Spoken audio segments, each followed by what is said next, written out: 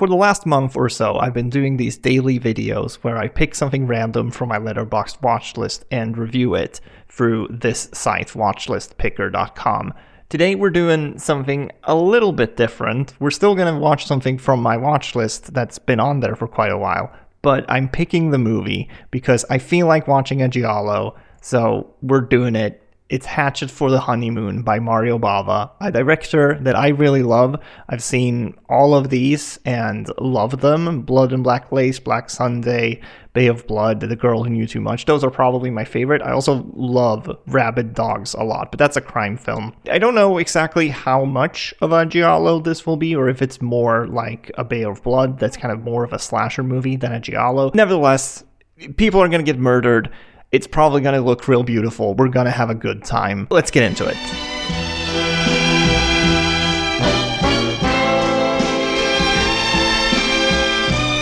It's been about 12 hours since I finished Hatchet for the Honeymoon, and I'm still not sure exactly how I feel about it. This is one of those movies where you can tell that something is just a little off. It feels like 3 different movies stitched together in a way that just screams production problems. Now, I'm no expert since I just watched this movie, but after doing just a little bit of research, I feel like I can put together what happened here. But before we get into all of that, let me back up a little bit. If you're at all interested in the history of horror movies, Mario Bava is a fascinating filmmaker to study. Not only because of the movies themselves being so good, but also because he just had a really wild career. His films from the early 1960s, like Black Sunday, Black Sabbath, Blood and Black Lace, and The Girl Who Knew Too Much, were all incredibly influential. Blood and Black Lace, in particular, would shape the entire giallo genre that Dario Argento helped popularize in the 1970s. The thing is, all those early Bava films feel very classy. They're violent movies, but lacking that sleaze that would define Italian horror of the 70s and 80s. In response to this, Bava's films became more decadent as the years passed on. 1971's A Bay of Blood is straight up a slasher film released before Black Christmas, Texas Chainsaw Massacre, or Halloween. One of his last films, a crime thriller titled Rabid Dogs, is so nasty it's hard to believe it comes from the same filmmaker as Black Sabbath. Hatchet for the Honeymoon sits in the middle of all of this. It was released in 1970, just a year before A Bay of Blood marked a tonal shift for Bava, but you can kind of see it coming here. While this movie isn't very graphically violent, it deals with some pretty uncomfortable psychological themes. The best way I can describe this movie is that it's a giallo in reverse. Usually in these movies, we follow an investigator trying to catch a killer and figure out the motive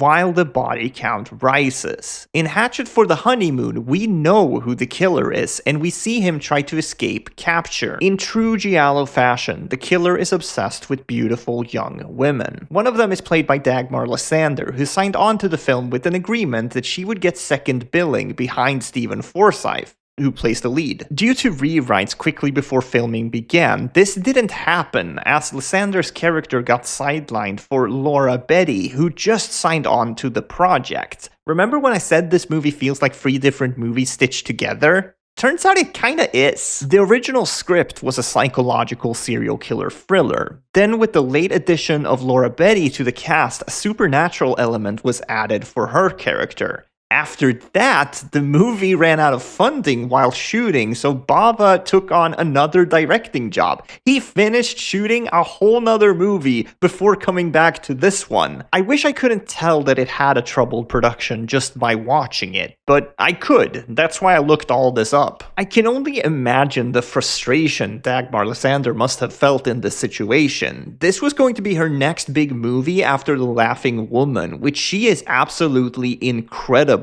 in. Her performance in The Laughing Woman is actually a big reason why I wanted to watch Hatchet for the Honeymoon. On paper, the 2 movies actually do seem kind of similar, and I bet they actually were before all the rewrites. The thing you can count on, even in Bava's lesser films, is his cinematography. I have lots of problems with this movie, but the way it looks sure isn't one of them. You can tell that this was a lower budget production in a lot of ways, but that doesn't even hurt the film very much. Bava was a master at shooting around whatever limitations he faced. It's actually pretty neat to compare this to something like A Bay of Blood, which has lots of practical gore effects, but less visual flair. The biggest problem with Hatchet for the Honeymoon is that it doesn't know what type of movie it wants to be.